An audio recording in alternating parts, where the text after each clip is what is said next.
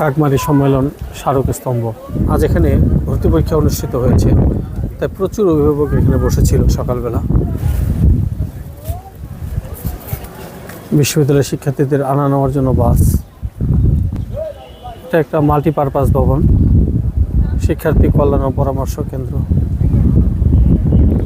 প্রশাসনিক ভবনের এটা সম্মুখ ভাগ, দুই দিকেই গেট রয়েছে।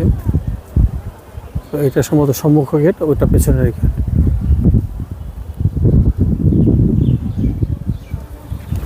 অনেকগুলো বাস রয়েছে।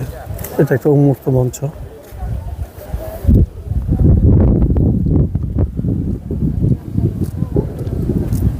আমার সংগ্রামের শেষ নাই, মাওলানা ভাসানী। বিভিন্ন তরুণ এখানে লাগানো আছে বিশ্ববিদ্যালয়ের তরফ থেকে।